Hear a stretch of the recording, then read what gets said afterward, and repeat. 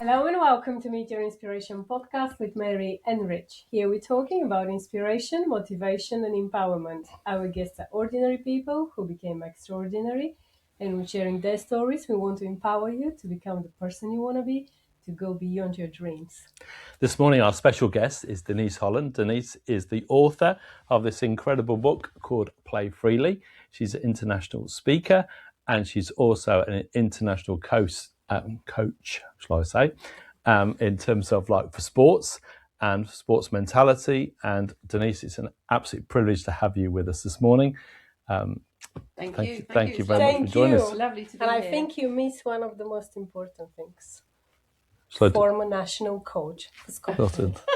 But we'll find out all during this interview because the way how the first time we met Denise was on I Trust event. I think when was the karting? Yeah. Richard It was. asking this morning. Yes. Where was the first time? And surprisingly, it wasn't LinkedIn where it's usually No. for us. Yeah. It was that event. And after that, obviously, you were on Be Your Brand event. And now you're here. It's time to learn for you. Before we start, what was the relation that you were on that I Trust event with the karting? You know Nick Inge, or it's something about your work? Yes, so I met Nick Inge about, I don't know, maybe 6 years ago. And we got connected, and then he had a client, Score My Golf, and they gifted a I Trust app to my netball club, CFX Netball Club. Oh, okay. And we've recently just launched the I Trust app in the club. Perfect. Wow.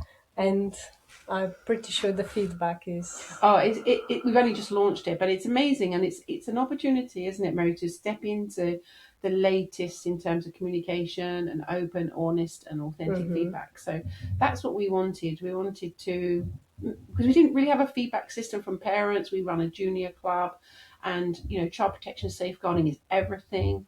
And also, we want to grow. We are one of the largest, most successful junior clubs in the southeast, London and southeast. So, we don't do senior netball. We focus on junior players from year 4 all the way through to year 11. Okay, so this is something we're going to dive much more a bit later.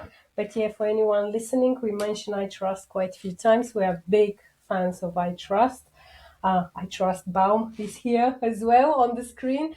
But yeah, that's the way to give the feedback, and we really believe, and I love to see how it's growing and people really embrace it. But now back to Denise.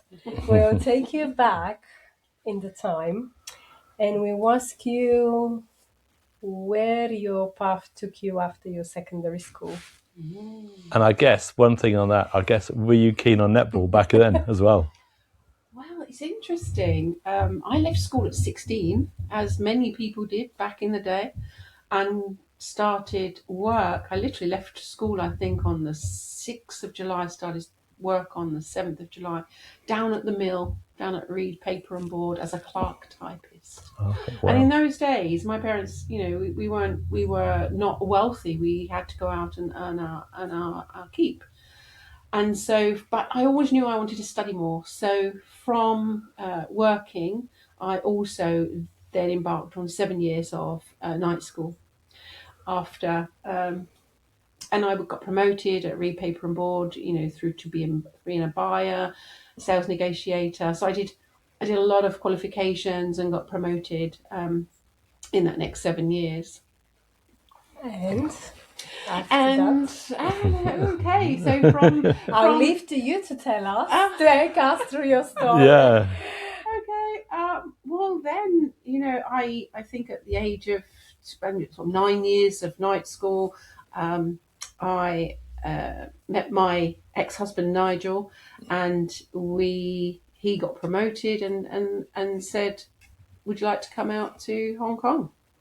Wow. So I was 26 when we left, 24 when I made the decision, and there was really a non-decision. I was in love, and of course I'll go to Hong Kong and set up life there. That must have been quite a big culture shock as well. I mean, Hong Kong, although it obviously in those days, I guess it was still part of the United Kingdom, but still very different from, when I went years ago, I was like, wow, this place is very different. it's hugely changed now. But I was there in 1987, and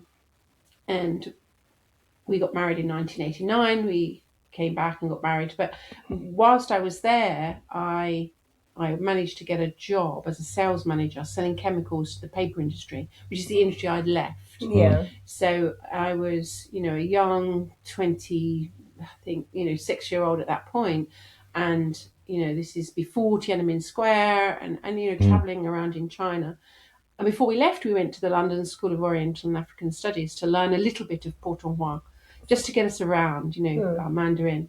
And I was very grateful for that, because I was able to, travel the north, as north as Liaoning, and all the way down to Hong Kong. And it was just an incredible thing to travel in Hong Kong in those days. And because to travel around China, obviously in those days, it was miles away from what it is today in terms of like infrastructure and everything that you could fly around. But even so, it's like very, very different. Really basic. Yes. Yeah. The trains are a culture shock. Everybody's trying to pack in those trains, and I remember, we there was 2 of us, and we had a cabin. My boss and I, we had a cabin, and he was Hua Chao. He was overseas Chinese from LA, and we shared a cabin. And because there were 2 spare beds, people just came in and used them, no problem. Oh, okay then. Oh God. Yeah, there's lots of little things over there when you travel and you go like. And the other thing is, some places you go, people had never even seen a Western person back in those days. Yeah. So you stand out like a sore thumb. I did, definitely. And the children would just come and touch you and make sure you're real, and kind of, it was a very interesting time, and a time where traveling in China is just so beautiful. Beautiful scenes. No, amazing. So unspoiled.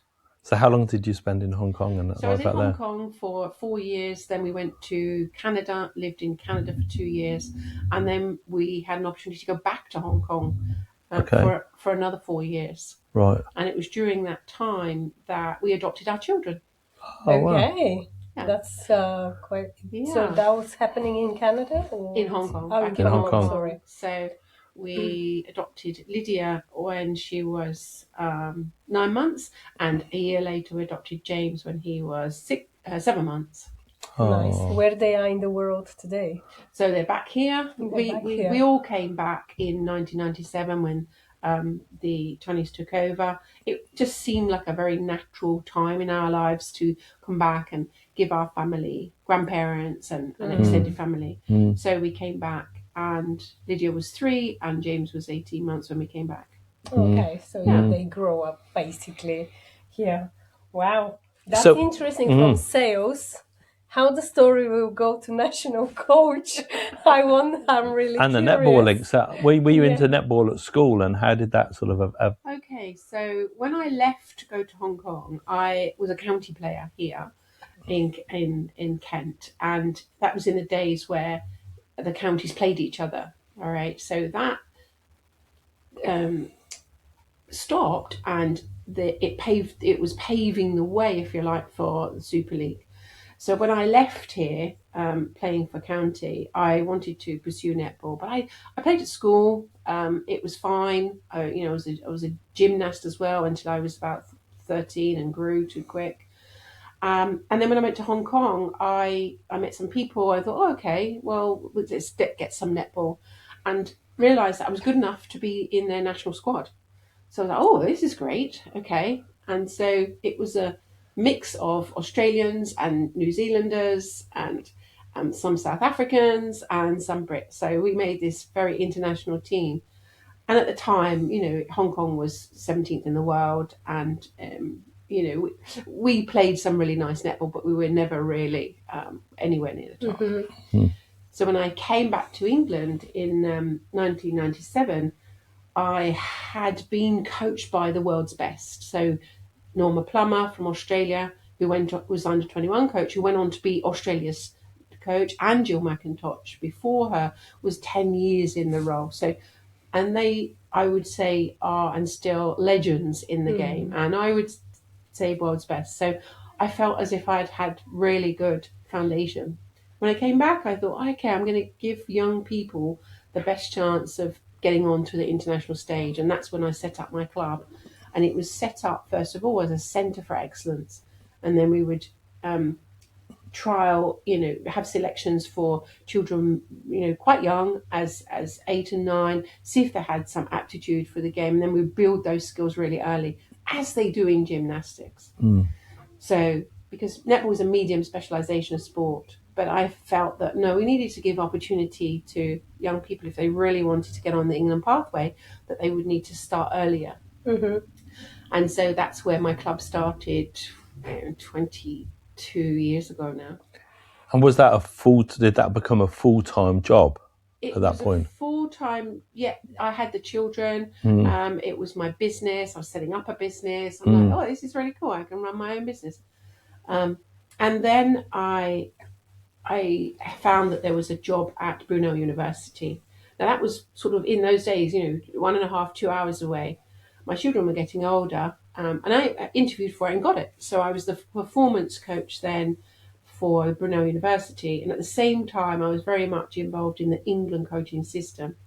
And the performance director, former Silver Fern New Zealander, Waitamanu, interviewed me and said, okay, I'd really like you to see if you can run one of the England Super League franchises. I'm like, whoa, okay, cool. And this is the time where Sky TV were just coming on board. So that's what I did. I got involved, and Brunel University took it on. We had the Super Cup for 3 years, and then that developed into the current England Super League structure. And so I did 7 years as a Super League coach. Wow. Gosh, how are you? Yeah, just starting a club and then becoming England. Wow. Yeah. That's amazing. Did you have any connections, obviously, back in the time, because you were in the game, and obviously you've been coach, and maybe you've been in some networks with these people to be able to, how they come and interview you to have this opportunity for franchise? Good question. I think I was very interested, and I think I reached out to England Netball initially to say, and I think actually what happened was I became the county coach through a lovely lady, she's not here now, Irene Pearson, who was running a Kent club, and I was approached by her, and she was the county coach, and she said, Denise, would you be the county coach? Like, I need to stop now, and I thought it was really lovely, and I felt very honoured because she was very well respected. And when you're a county coach, you then are invited to additional educations from England Netball. And then I became part of the England technical team for 8 years, under the direction of Waitamanu and another New Zealand coach called Lynn Gunson, and they were very well respected, brought over by England Netball from the Southern Hemisphere to help England to be number one in the world. And that's what the whole investment from Sport England was all about. So is netball even more popular in New Zealand and Australia and the southern parts of the world than it is in the UK? Well, I don't know. Popular, let me see. It is their number one female sport. Okay. In Australia and New Zealand, and I think in England we've it tends to mix up with hockey and football. So but in the Southern Hemisphere, there's if a lot of opportunity to play netball. First time I've heard about it when my son was in the primary school and suddenly appear as an opportunity, and then I've noticed that lots of girls are really excited about that, and this with some of them carry even in their secondary schools, which was nice to see, because if I must be honest, I haven't heard that it's that popular or anything.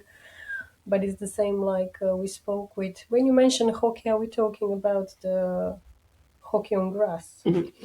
I was surprised because I think it was last weekend we were talking with the general manager of this place, because he's quite involved with hockey on grass, and he was telling us about it, and I was like, wow, I honestly haven't heard at all that this is happening in this country, but quite surprising things, obviously.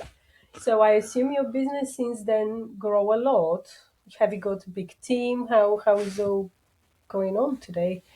So the club, we are training every night of the week. Yeah, we do actually Monday to Friday, and we play on Saturdays and Sundays. So I have a team of 7 coaches and a manager. We have a website, and we service, I think now, over 188 netballers, and they're all training and playing every week. Okay. And where it's based? We run out of a private school in Otford, and a state school in Seal, just there in Seal, in Sevenoaks. Oh, okay. That's the area where you are. How did you end up being the coach for Scotland? Oh, wow. Okay. So how did I end up? Let me see. So after the Super League, it was kind of coming to the end at Brunel University. It had done its time. It was a time where the England players were, if you like, given an allocation to each of the Super Leagues. So the structures changed a couple of times in my lifetime. And at the time, the England under-21 assistant coach job came up. And I really thought, I think I've got enough. So I went for the interview. No, I applied. Didn't think I would get an interview. Did. Shortlisted of 3. And I was really chuffed with myself to go to see if I could be an England coach. I didn't get the job. But the 2 other people got the job as co-coaches for England. So I felt as if I was in fine company. Yes, with the... in fact, the England coach who's just resigned now, Jess Garland, and Anna Mays, they were those names in those days. So, yeah, I was really chuffed. A week later, an interview came up, and they contacted me for the Scotland national coach. And I thought, okay, well, I know. And I had this thought and feeling, a sense of, I know what that England interview was all about.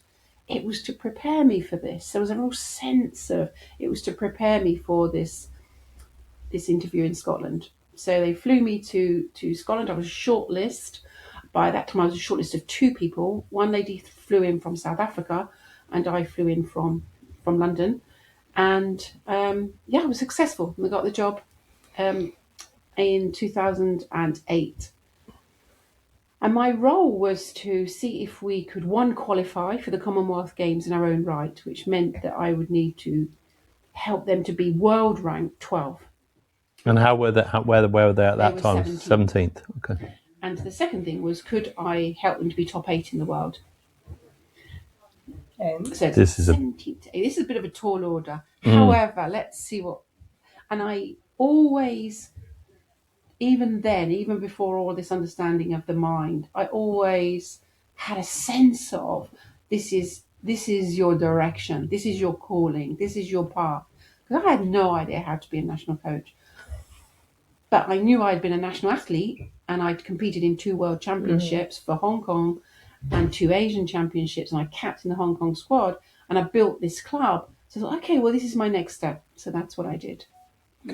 So one of the things that I was thinking, obviously, when we talk about managing a group of people and a team, obviously it's very different.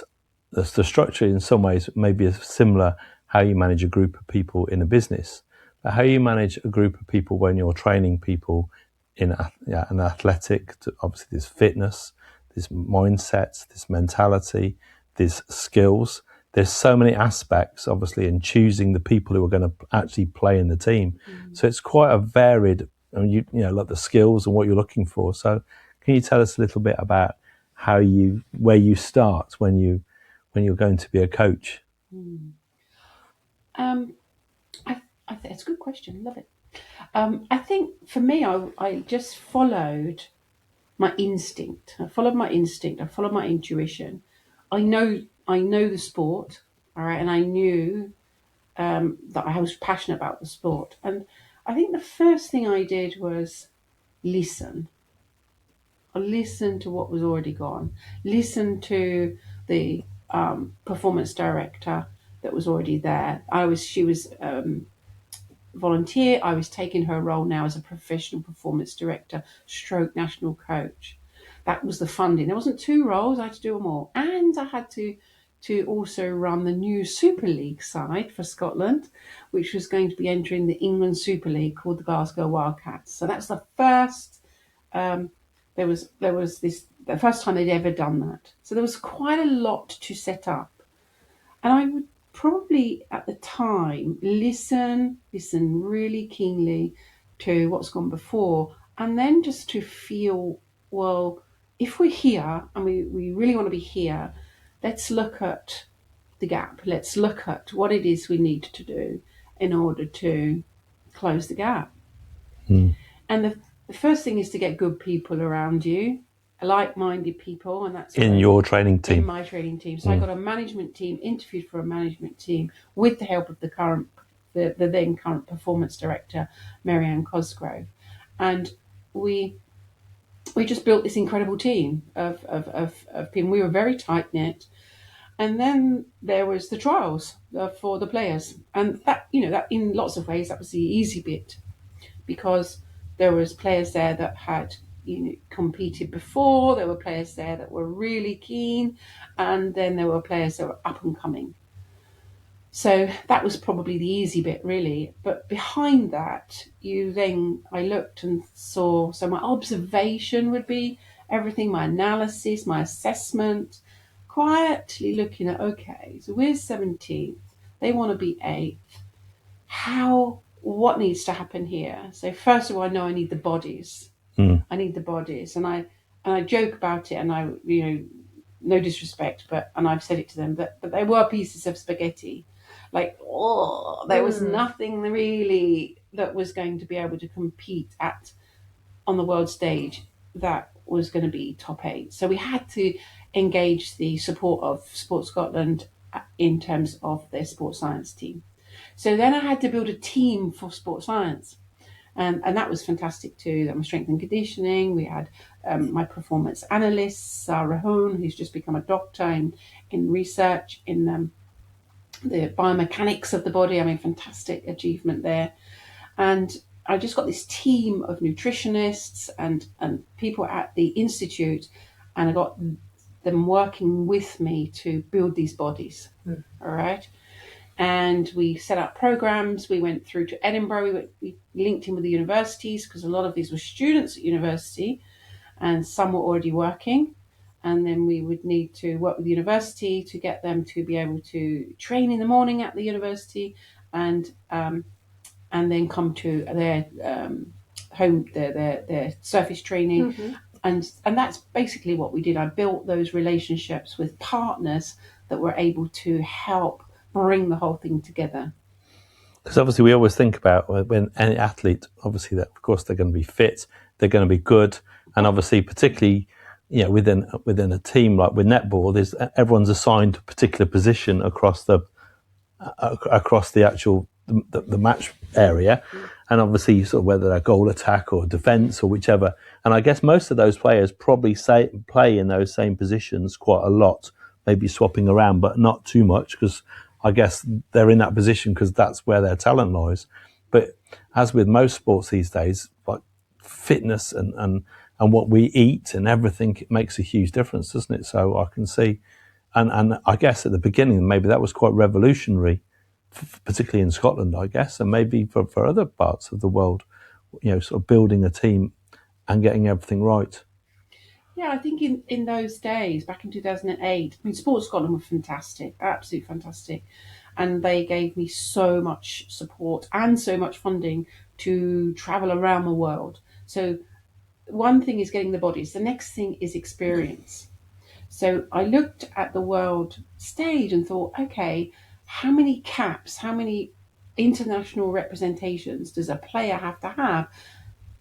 And then collectively as a team for them to be top 8. So I did a bit of maths, and it seemed that when the team get to about 50 international experiences, they're going to be a top 8 player. So, okay, so we had, a few. So, okay, Denise, you need to get around the world, and you need to get some international experience for these girls so that they get experience. And that's what we did. We went to Singapore several times, created this, helped us create the Six Nations Cup in Singapore. We went out to Barbados and played the Caribbeans. We went to the Cook Islands. We took the under-21 team to the World Championship, the under-21 World Championship in the Cook Islands. We went down to New Zealand and really got that exposure and that experience, and obviously in Europe. So we did a lot of international touring and making sure that the players were able to play against different styles of netball. Because they're at a World Cup, you've got to be able to play all different body types and different styles. So I think we did a fantastic job doing that, to be fair. And I didn't always play teams that were lower ranked. So I would also play teams that we were most definitely going to lose. And that doesn't help your funding too much. But I had to keep a balance, and I always backed it up with, why am I doing this? What was my vision? So again, you'd have I would have the vision of, I really think this is important to, if we can, accelerate their experience. Escape to luxury at Hempstead House Hotel and Spa, an elegant country house hotel in Bapchild, near Sittingbourne, Kent. Relax with indulgent spa treatments. Dine in style with exquisite cuisine. Perfect for getaways, weddings and events. Experience luxury in the heart of Kent. Book your stay today. Can I ask, because years ago I remember playing squash and having and sort of like, but not being ever any good. But if you ended up playing against someone who was slightly better, you get absolutely annihilated. But is the situation like in netball, is there quite a stage difference between like the teams that are, let's say, good or progressing and the ones that are absolutely at the top? Are they that much better that you just, or is there an opportunity for like to progress? How does that feel? It's a good point, and one of the reasons why netball is not an Olympic sport is exactly that. So for many years, it was a top two situation, Australia, New Zealand, and they would be competing and battling it out. England would be pretty much in there, but they settled on sort of third until the Commonwealth Games back in, now I can't remember the year, but maybe 10 years ago, and England took that Commonwealth Games. So then England jumped into the top. Jamaica then were really starting to get some international coaching experience and also jumped into the top four. So then it was a top four gig. South Africa have come along, and then we've had other countries now that. So it's a bit of a top five thing going on, and then until the rest of the countries pretty much compete until you get to about 12, and then after 12, then there's another, if you like, 10. So to get into that top 12 was no mean feat. That was really, we had to do some serious development in order to cut into the top 12 in the world. So how long did it take then to get from like 17 to 16 to 15 to? Because it's progressive, isn't it? It's a real progress. Yeah, and to take a world ranking level is massive. So, and that leads me to probably my story of I did 4.5 years leading to the Commonwealth Games in 2014, and I was 18 months out of the Commonwealth Games, and that was, if you like, the pinnacle of my career. And we've gone from 17th to 12th in the world, and we qualified. So that was like amazing to qualify in our own right. So we didn't need a pink ticket because we were host. And we did a Pacific series, and that was fantastic. We went to Samoa and the Cook Islands again, and Wales joined us in that international competition. And it was there that we clinched our final game that then led us to be top 12 in the world. Wow. So That's how long took us your work to put, how many years took you from 17 to 12? 4.5 years. 4.5. Yeah. You talk a lot about mentality. Back then, was it just followed by your intuition, experience, and what you want to pass as what you experience, what you learn, or you had people who were helping you with that side? That's a good question. So in the Institute of Sport, and I would say at elite level sport, at institute level, you would have sports psychologists. And still in this day of sports science, we have traditional sports psychology. And we would have support if there was an issue. All right. So if one of the players was having any issues, they would have support from sports psychology. Otherwise, it's down to the national coach. And in that time, I would have been very much influenced, if you like, by Stephen Peters's work and the chimp paradox. So I would have been very much into looking at the mind, looking at reframing. I would have looked at NLP. I would have looked at positive affirmations.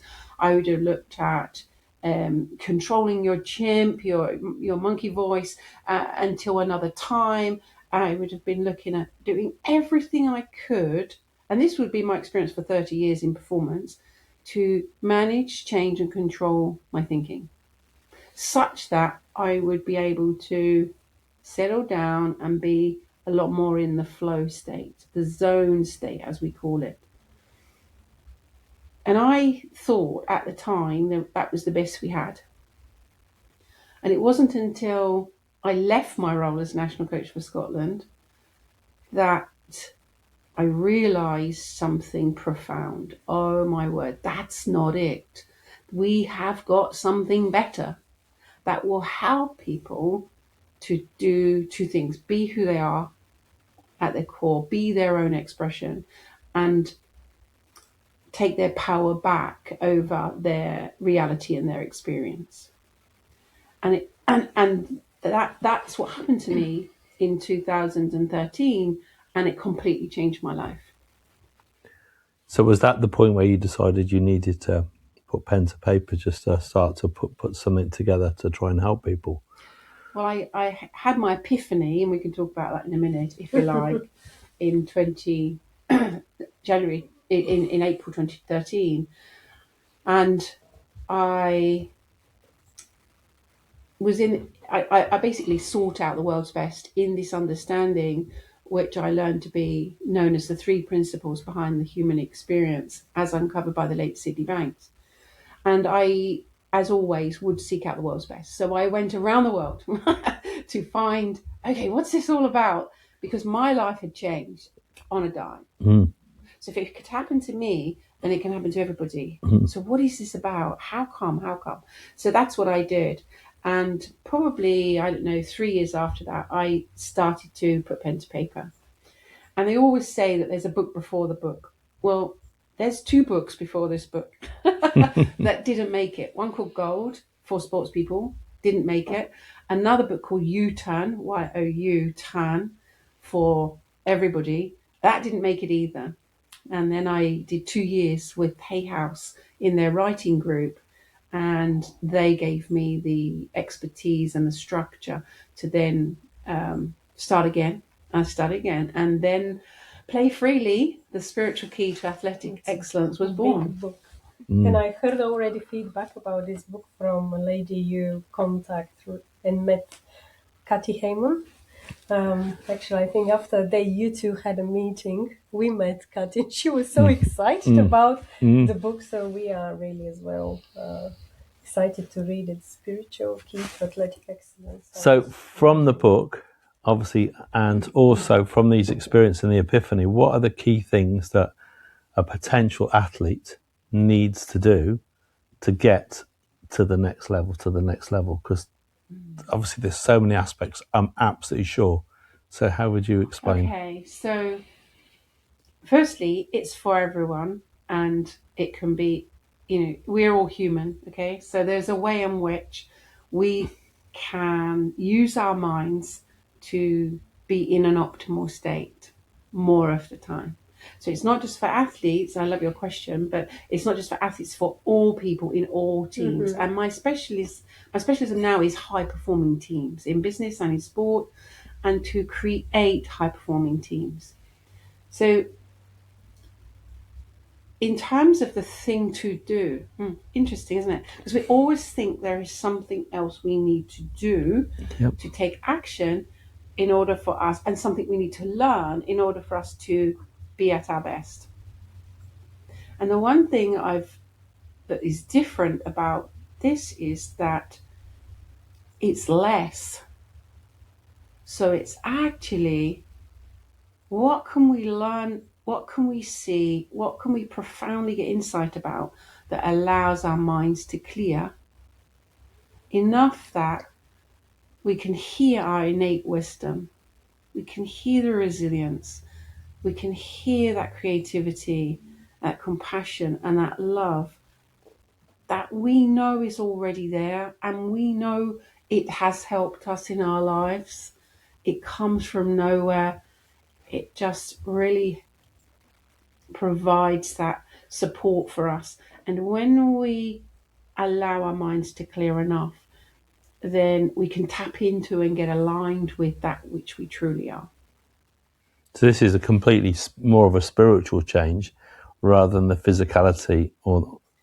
Yeah, and the interesting thing, I mean, I love the word spiritual, but some people get a bit freaked out by spiritual. But all I mean, very scientific and practical, all I mean by that, if you like, intelligence, like spiritual universal intelligence, is it's the same intelligence that runs nature. So if I had a rose seed here and I said to you, look, Richard, is that going to grow into a daffodil? You're going to go, no, because you know that it is and has the intelligence to grow into a rose. And you don't know what type. You don't know what it's going to look like. That is going to be its own expression. But there is a knowing that it has everything it needs to grow into a rose and not a daffodil or an oak tree. So, yeah. In which case, obviously, then it's its shape and everything and how it grows is always unique. Absolutely, unique.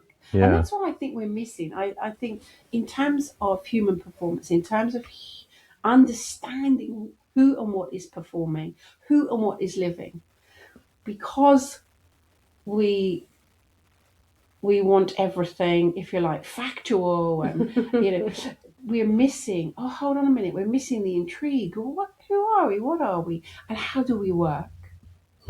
Right? And if we learn more about that, then there is something to be leveraged. We take the power back over our lives, and we can learn to be.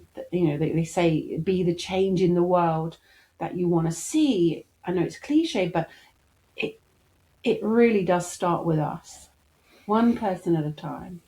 Absolutely love all that you're saying, and I would think that nowadays we talk much more about it. Still, I don't know how many people actually do it, but it's much more speaking about it. But back in the time when you were with the team in Scotland and you start to talk with them about that and implement, what was the reaction? Because I'm pretty sure there'll be lots of people who will think like, what is she talking about? Or hopefully I'm wrong, but I don't know. Okay, so be clear on the timelines. So when I was coaching for the Scottish Thistles, I had not had an epiphany. Yeah, you had the this understanding. Yeah, you had the previous one, but you were still again to be a bit the work on mindset, let's say, how was accepted back then. So we did our best. We did our best with what it was I thought was needed in order to quieten our mind. And I've said we use CBT, cognitive behavioral therapy. We use neuro-linguistic programming, NLP, positive affirmations, visualizations, calming, sounds. We did a lot of work to help people to cope with and manage their pressure thinking. Especially in Scotland, we had a situation where I noticed that they never played well at home. They always played well away. Well, that goes against the grain, because normally you get a home crowd advantage. Yeah. But for Scotland, that wasn't the case. And we did a little bit of a survey one time when we were in a Super League match, And I just went around the room and I said, okay, I just want to put on a bit of paper. Do you prefer to play at home? Do you prefer to play away? Or do you not mind? And the results were fascinating. Like Away. 50% of the team preferred to play away. That means that for 50% of the fixtures, I've got half my team that are already now are not at their best, because they have thinking around being pressure thinking around needing to impress, needing to prove themselves. What are they going to think? I don't want to let my family down. All of that activity that's going on, that noise in the mind. And that is going to get in the way. It makes the body tight. It makes the accuracy go. It makes the perceptual field come in. They're not as sharp. Their vision. It really affects every cell in their body when their mind is busy. I think this is a really interesting point, because it's something that actually I think, and different cultures deal with this very differently. And I think particularly, and I'll just say from a UK point of view, often people are built up to a certain point and they're encouraged, and then it's like in the media, as soon as someone gets to a certain level, they try to bring them back down again. And you always see, like, particularly, and I was an example in the US, you tend to see people are like continually pushed up, and I think that changes the internal mentality, and that can start sometimes at home, about someone saying, "Oh well, you think you're good, but you're not that good," and but actually you need to be fed and nourished and pushed, and pushed to the limits, and always that there isn't a limit that you can achieve. And I think so many people have their confidence knocked out of them, and probably that pressure, maybe of playing in the home games, maybe that's the seed, isn't it? Really, that's sort of like, again, something that just holds you back. Definitely, and like you say, that is a cultural conditioning that we need to get a hold of. And yes, we can help people to manage their mind better, but that's not the best we've got now. We have, and I call it the play freely approach, but we have the technology, we have the understanding of human consciousness that will help us to not take our thinking so seriously, such that your mind clears all by itself. And when that happens, you have access to this huge creative potential, this inspiration, the love of what it is that you're doing. It's a paradigm shift in psychology. And I think we're probably now about 52 years into bringing this into the world, from when Sydney Banks helped us to understand it. And, it takes 50 years for something to become mainstream. And we're now at the really exciting end of getting this into schools, getting this into businesses, getting this into sports. It's even in the prison service, to help people to understand one thing, they're not their thinking. Like, thinking is something that's just, it's transient, it's an energy, it's changing all the time, it's arbitrary. And I didn't know I didn't need to take notice of my thinking. I didn't know that. I could not get behind my eyeballs and have a look at my experience and then just watch it and basically go, really? I thought I was my experience.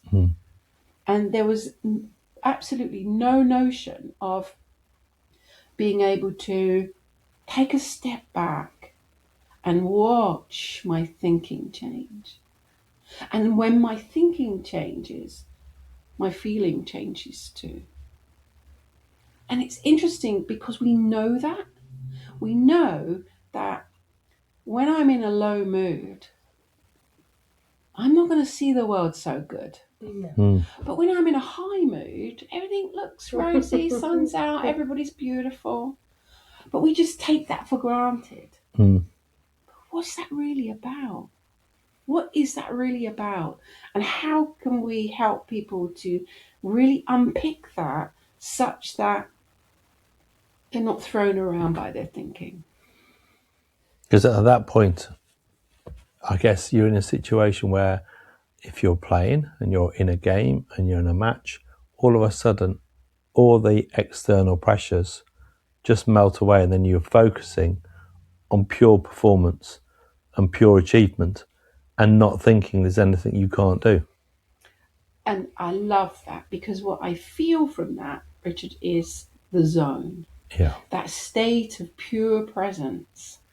Mm. And in that state of pure presence and is optimal, because we are only in the moment. We're not even thinking about what can be achieved, actually. We're just in the moment with the next ball, the next move, the next step. We are entirely engrossed in that. Mm. And we're, if you like, coming from that source place, that upstream, that place of anything's possible when you come from there. Mm. And that's when you bust boundaries. Mm. And I've seen it so many times since I've been doing this work since 2013, that anything becomes possible when we, if you like, get out of our own way. We start to see our psychology for what it is. It's optional. Mm. It's not inevitable given the circumstance. Mm. And I'll give you an example. So here's a parent example. So growing up, my son James, he would game a lot, and I would get in real tears about it. And even getting out of the car, walking down the little drive, I'd be, ooh, if he's gaming, you know. And I caught myself, and hold on a second, you're already in a low state of mind, Denise, and you don't even know if he's gaming. And I walked through the front door and I looked in his bedroom, and he was on his computer. And I thought, at that point, I thought, let's do a thought experiment. I went upstairs, I prepared the dinner, I watched myself go from angry to frustrated to, hold on a second, do we have a problem here? To, well, I don't really know what's going on. Let me see. So my mood went from being low to high.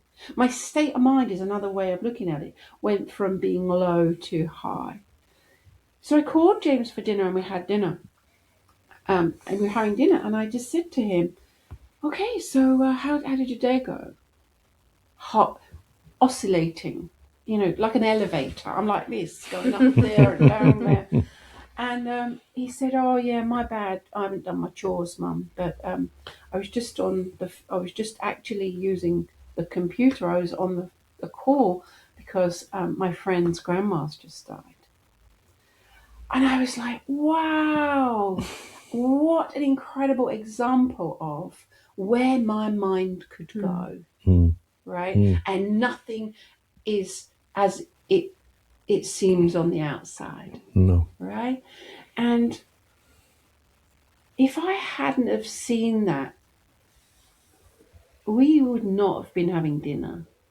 Can you imagine what would have happened? We wouldn't have been having dinner. There would have been a lot of chat. He would have said, "Mum, I'm out of here," and it wouldn't have gone so well. But just because I took the power back over my own experience, I was able to question, "Well, Denise, is there anything happening here or not?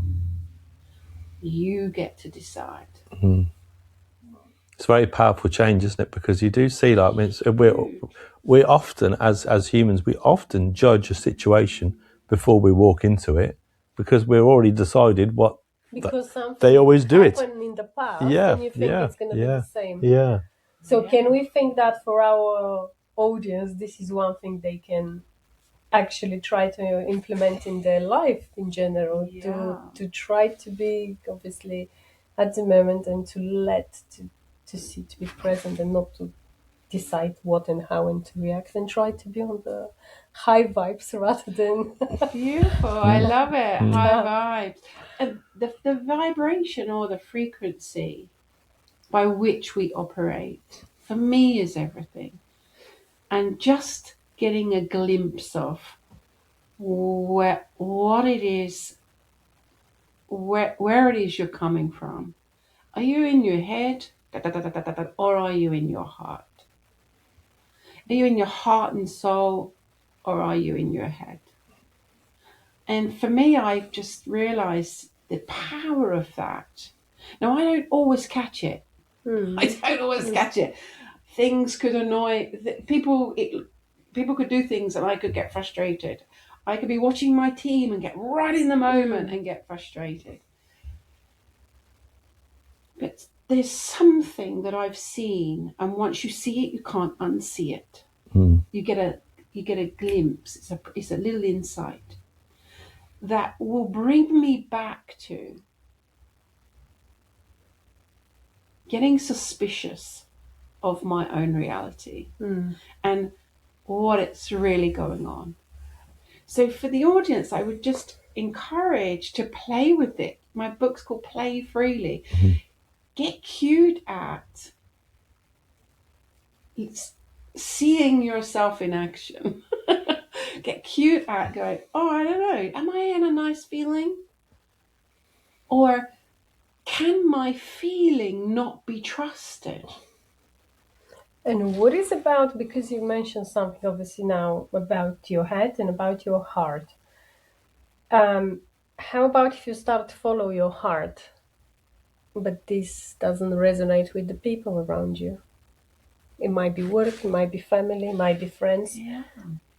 How you react after that, how you get over in the hard situation and win. Because very often people will start or they want to follow. I absolutely admire anyone who follow their own instinct or their feeling. But very often we can see how people don't really know maybe how to do it correct, to not, I wouldn't say offend is maybe too strong word, but you don't want to let others down. Because you always Maybe got your peer team, pressure. We've got yes. peer pressure around us, haven't we? And that's So, the yeah, average again of the people around us. How you get over that? I love that. So the chapter in my book, I think, is Okay. called The Illusion of Pressure. And my mentor, Dr. George Pransky, who is in the States, I go out to see them every year. And he has recorded back in the old CD days, the real source of stress. And when I listen to that, he talks about stress particles. He said, there are no stress particles that you can catch when you walk in a room, like you catch a cold. Pressure is an inside job. So if we're entertaining pressure thinking, we're going to feel pressured. If we see our thinking for what it is, our minds will quiet. And this is the bit that I love, is that every single human being has innate confidence, innate resilience. How many human beings have gone before us for us to be sitting here in this conversation? 2 cells create human life, human consciousness, it grows. It's whole, it's complete. It doesn't need fixing. You are never broken. When we get to that feeling of, I'm okay just the way I am, nothing to prove, you are enough. You are always enough as human life. Like you can never not be enough as human life. Human consciousness is incredible. We have no explanation for how it works, but we know that at its core there's innate qualities. You only got to look at a group of babies on the carpet, right, and watch them. There's inquisitiveness, there's love, there's joy, there's they roll over, they try to find their limbs, they're falling down, they're getting back up, and I often say to my clients, can you imagine those babies? Are they sitting there thinking, oh, if I don't make it today, Mummy's going to be really cross, or I'm going to make it before them, otherwise I'm not good enough? No, they're just free. They're freedom itself to try to get to the coffee table and eventually stand up. And they're going to fall down many times. And that, in my mind, is just it's just part of our development, our evolution. That's a fantastic illustration because they don't have any understanding of anyone stopping them.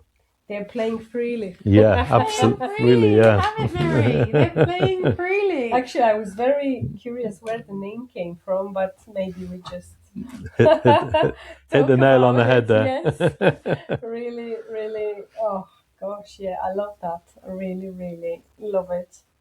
Because it's amazing so many times, and obviously we talked about sport applications, but if you talk about like in a business application and going into a meeting or making a phone call, calling someone maybe you haven't spoken to before, a lot of people can have apprehension about that and not know exactly quite how it's going to be, or they rush it, or they sort of like speed it, bubble it all out, and then it doesn't have the right result that they were hoping for. But actually, the preparation, the coaching, the mentality, getting the strength, and then having the ability to communicate clearly, put across your points, and making the impact. That doesn't just come, some people it does come naturally. Some people it comes through their passion and they've just got a great way. But others, it is tough.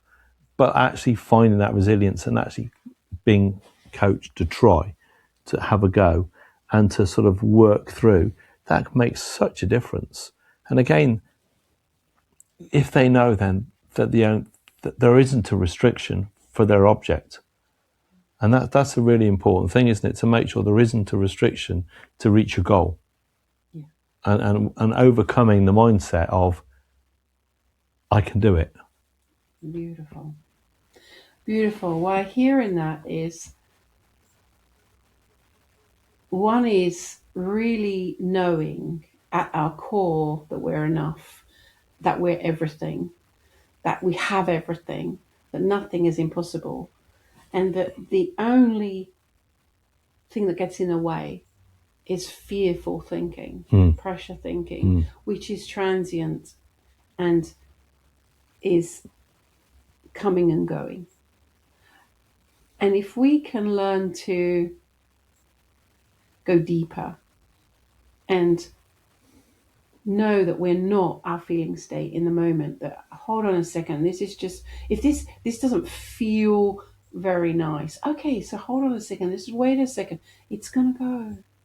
And then you're going to come into a feeling state of just pure presence, a feeling state of just living with nothing to prove, no one to impress. And yes, there is something that you want somebody to buy. Yes, there's something you want somebody to see.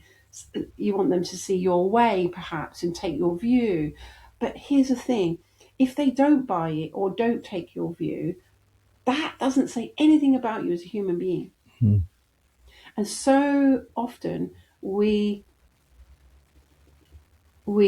allow results to impact our identity as human beings. This must mean I'm right? And most of the time we're not seeing that our identity as a human being is never on the line. So we can play. And when you're coming from a place of completeness, solid foundation, then you know that you can just live and play freely. And this is interesting, because when you come from that place, people hear you. They hear you because you're also, you have their situation at heart as well.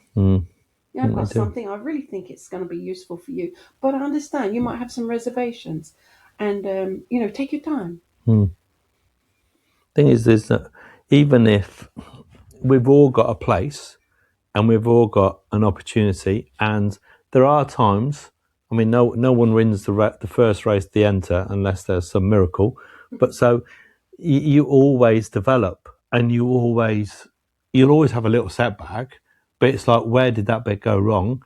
Okay, well, I see that, and actually that was the bit where maybe I said something wrong, or my action was incorrect. And if I'd have done this, it would have played out differently. And then next time, when you do the next version, you become better because you've already seen that and you've learned, and maybe even share that experience with someone else, and they've coached you, guided you, mentored you into that next state. And that helps project us and guide us each and every time, doesn't it? Yeah. What I hear is the when I'm working with athletes and they passes go off, or the shot doesn't go in, or they miss an interception, we have a different relationship to our thinking about mistakes. And so we break it down, mistakes, right? So how many takes did it take to make the light bulb? Like over 1,000, right? So we have a very different relationship to when there's a mistake. I ask them to learn more than the opposition, to take the information.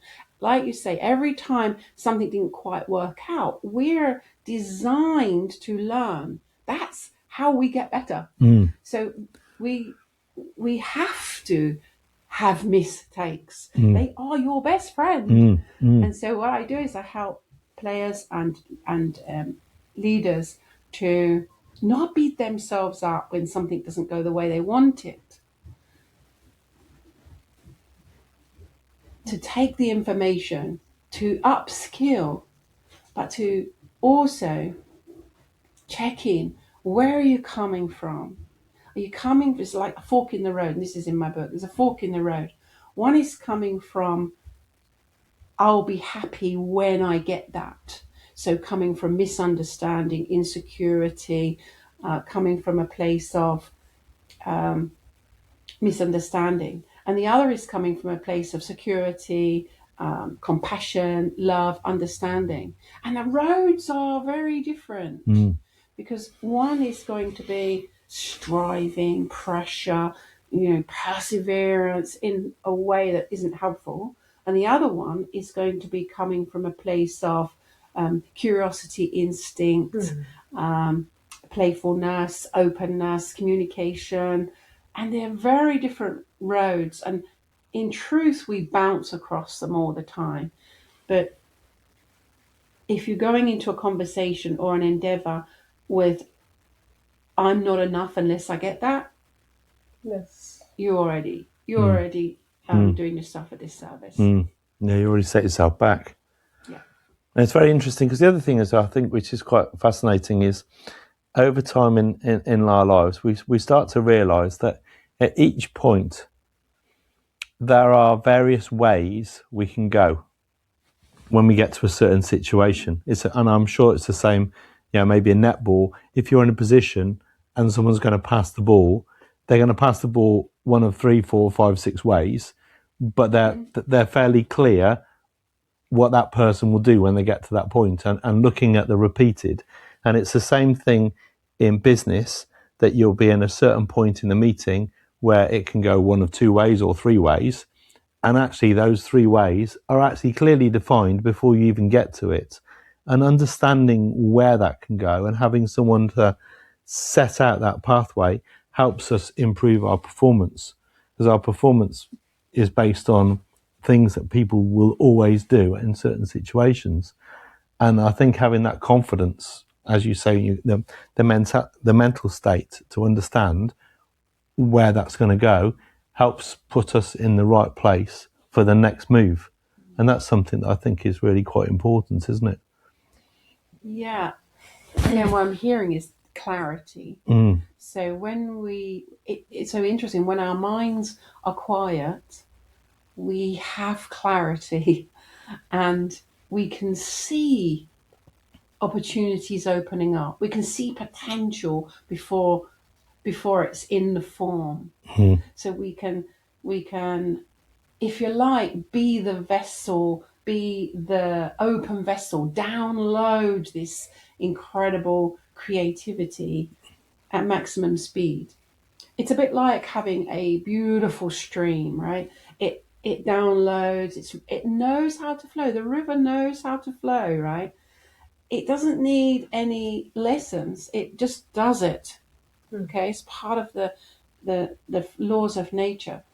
However, if we put a great big boulder in the middle, akin to our thinking, which is, I want this to go this way. If it doesn't, this means I'm not enough unless I get that. What am I going to tell my boss? The pressure. Then it's going to slow down the river. It's going to slow down the stream, which means you're not going to have the clarity you need to see possibility. It's going to close in a little bit, and sometimes quite a lot. And high-performing teams cannot afford to operate with even one person whose mind is operating from a very closed situation like this. And yes, the stream will find a way, nature finds a way, and eventually that would open up. But in the moment of the business meeting, the conversation, the competition, it will keep the you moment back. is lost, and you have to try again. All right. So the potential to leverage this understanding of the mind is huge. I mean, it's just huge, and something that I just feel really passionate about to make sure that we get out in the world. So this is as well part of your work you're doing. How you exactly say transformational coach, or what type of coaching is this? It's really interesting, Mary, because I've tried. I just go with the flow. At the moment, I've called myself a transformative coach. Okay. And one could also say state of mind specialist. One could also say human performance consultant. But it really is looking at a person's understanding of the state of mind that they're in, understanding how amazing they are as human life, understanding their amazing genius, doesn't matter their circumstances, and understanding that they're not a victim of circumstances, situation, only if you think you are. To learn to play freely. So that's not only so how you work with businesses, with teams, or you do individual as well. How it's I think for mostly I've worked one-to-one, and in the last year much more with teams and national teams and business teams to help them to optimize their collective function. And to do that, then I work one-to-one. So there will be group work workshops, but then mainly to work one-to-one to unlock that freedom of mind. Obviously writing the book. How this changed your life? I mean, really. You see, the book is it took about 5 years actually, because, and it's experientially. So the lovely thing about this understanding is I live it. I live and breathe it. So, and we call it grounding. Okay. So we call it, in this work, we call it, this is my understanding right now. Now, like, it's infinite. You can never really learn it in terms of understand, unless of course I suppose you're Jesus or Buddha or and you get a little bit of enlightenment and it's just enough. It's enough. And so that was enough for me, for my life to change, and now I'm just experimenting and building my life and see how much more I can see. So writing the book was, okay, capture the situations, capture coaching from this understanding, catch how people deal and handle with pressure. How does that look different from this understanding? What about team cohesion? How does that look different from this understanding? And that's how I got the 7, if you like, discoveries, which is the middle section of the book, specific to sports people. How can we go beyond a behavioral performance model to a consciousness performance model? I mean, it's a paradigm shift in education. It's a paradigm shift in sports education. And I'm just ticking along one person at a time and helping people to go, actually, you know what, she's onto something here. No, it Absolutely, sounds like you yeah. definitely are on something. Before, we start today, I thought I kind of will know what to expect, but no, obviously everything gone totally different direction. Were there any setbacks on the journey? Even I would say, let's say the last 20 years, your journey. How did you go through the setbacks in professional life? Most, how you, and most probably on the journey as well to do the book as well. How did you had people around you to support you, and you like to be surrounded, because we talk about the people who surround us and how important they are.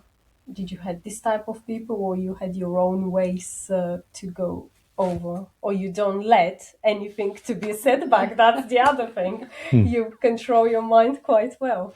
No, I still need people around me, and I think, firstly, yes, like anybody, I've had setbacks. I think probably the biggest setback would be I came back to the UK with my husband, and I think 3 years into being back, I realised I was very unhappy, and so I knew that we had to separate, even though I knew also we both loved each other, and it was heartbreaking, and a very difficult time. And I write about that in my book, Harmony After Divorce, and it's one of the chapters in the last section, which is about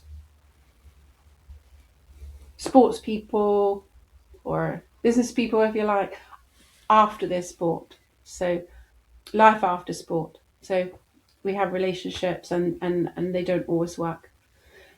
And it was really tough for a little while, but I'd then came across this understanding of the mind, and I was able to see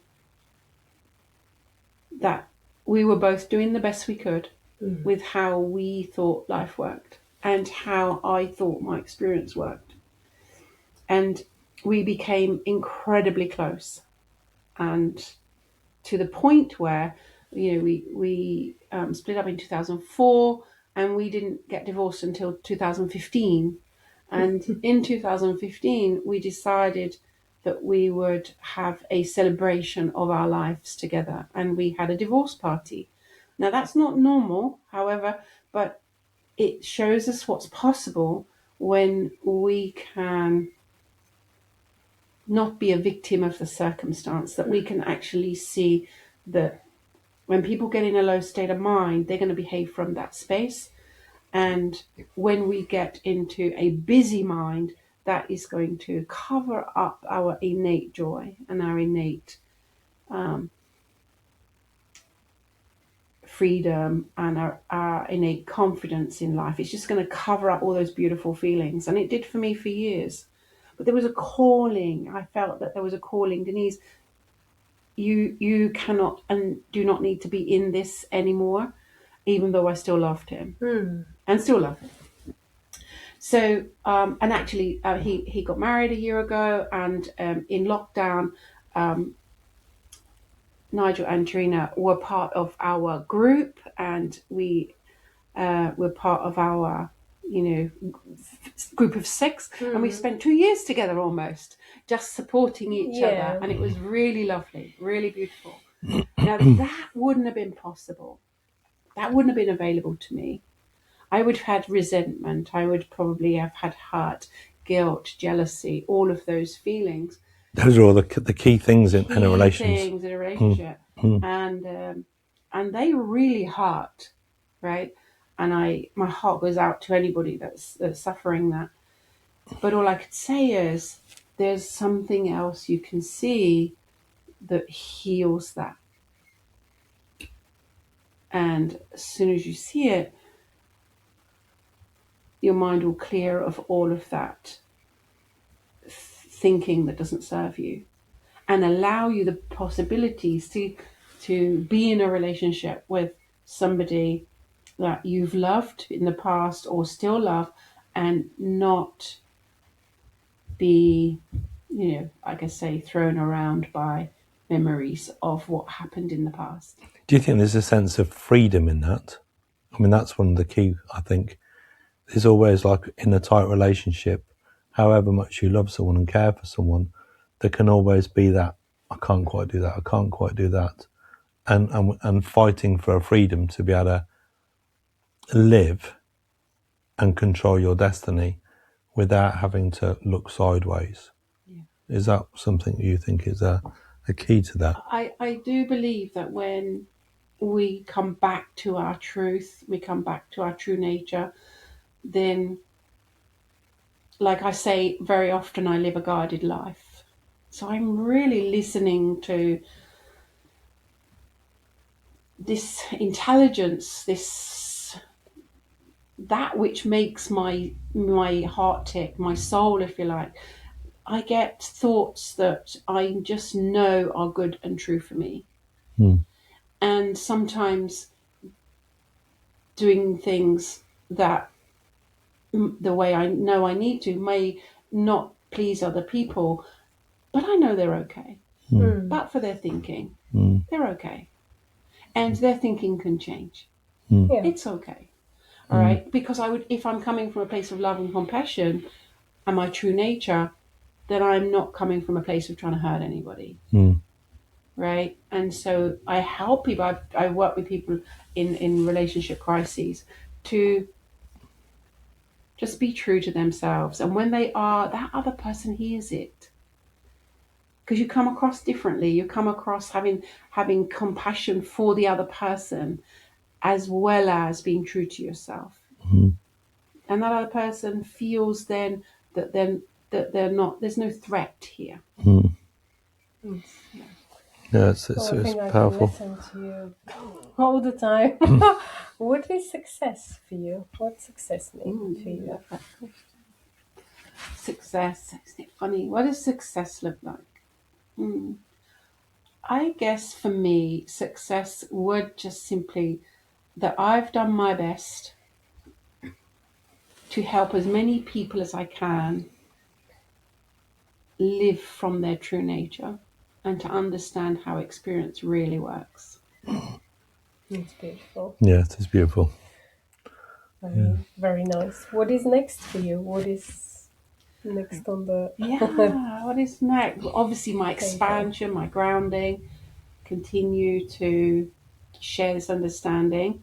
I've found a love for speaking, and that has blown my mind because I will confess, it would have been only about 3 or 4 years ago, speaking would have been my absolute terror. It would have been my Achilles heel. And just suddenly I had an awakening experience around how difficult is it, Denise, to be you?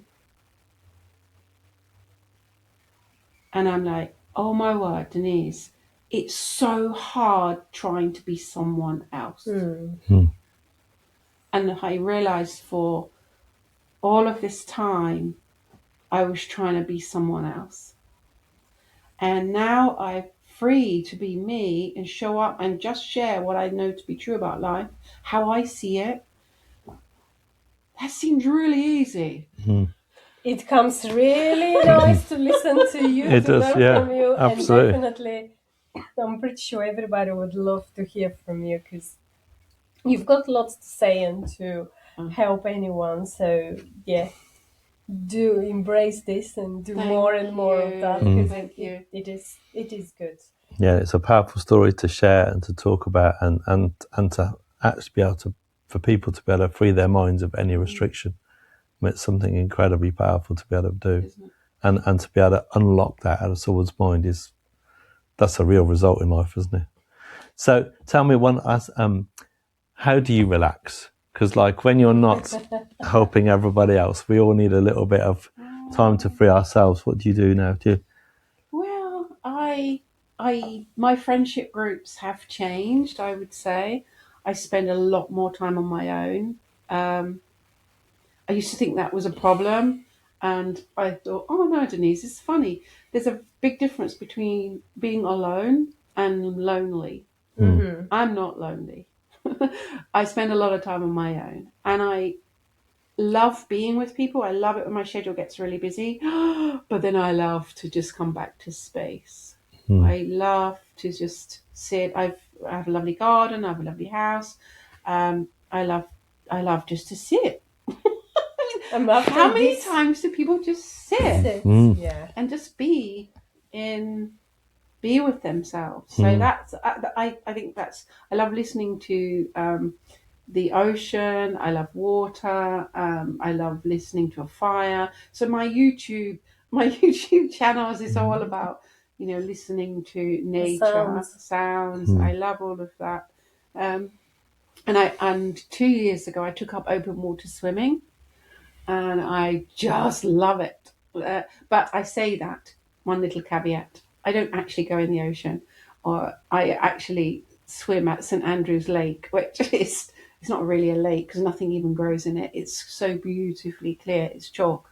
And so I'm swimming there now, and was in there yesterday. It's 14 degrees, beautifully fresh. Amazing experience to swim in the lake. So you don't mind a bit of cold water. 14's. Don't mind a bit of cold. I was in there. I'm a plus 10 swimmer. I can't do -10 at the moment. And I'm like, okay, well, I wonder if that's just thought too, Denise. It might be. Who knows? I'm sure it is. But it's looking real to me. Yeah, when you go and go. Have you been on holiday on your own? Have you traveled? Even not holiday, I do for a travel, little, on your own. I do travel on my own. How you find it? Because I heard lately quite a few people around me experience it, and they absolutely love it. I do too. Yeah, I have a big trip planned. I'm traveling every month from July to December, which is part of my book tour, if you like, helping people to see more of the tour, part of my own professional development as well. But I know people overseas, so I meet up, and so I'm not going to just sit in a hotel room by myself. I have other people that I could see. But I do love solo traveling. Because that can be quite hard, isn't it? If you go, you wake up in the morning thinking, right, okay, what am I going to do? You open the door, go downstairs, but you do, don't you? You do, yeah. Lots of other people who are traveling like that, and you make lots of new connections, friendships, and etc., which is something interesting. Okay. No, before we finish, you met this guy, I'm pretty sure, because we've been on the same event with him, Dr. Ant. Oh, yes. Yeah. But he very kindly, because we love his book, you heard a little bit about it. I'm not sure if you read it before. I haven't. So this is for you. Thank you. I'm pretty sure you will Oh, find that's as well lots very of... kind of Dr. Holland. Yes. Thank you so much. We love it. What he's doing, you've heard about it, and we're sure that you're going to find the book very useful. Yeah, and I think I heard a few things which we heard from him as well. Yeah, so there's a commonality between the two of you in many respects. And nothing that much your top. I love it, yeah. A little bit something treat for you. Oh, thank you. Oh, that's really beautiful. Yeah, from Tropic. Yes. That's beautiful. So, thank you so much. Thank you very much for your time. Thank you, Denise. For sharing so and open and honest. You my book as well there. Okay, so that's for me. I'm reading first. You read it first. I want to follow play it. freely, honestly. Or maybe you might just share it. You might read a chapter and give it me and go, hey, Rich, you need to read this. Beautiful. Thank you very much. Yeah, thank you so much, Yeah, Denise. we're sure we're going to meet you again and see you. But yeah, wish you all the best in everything you're doing. And please speak. Go and speak. Thank you so much. Yeah. Thank you. Yeah. Thank you for the listeners. So we hope everyone's really enjoyed today's episode. Please do find Denise's book online. We'll leave the link below. Find that, and then please do give us a like if you've enjoyed today's episode. Please do subscribe. And also, if you want to help us to grow this project, to bring more and more amazing and inspiring people, just please help us on the link below and buy us a coffee. Thank you very much. See you next time. See you soon. Take care. Bye-bye.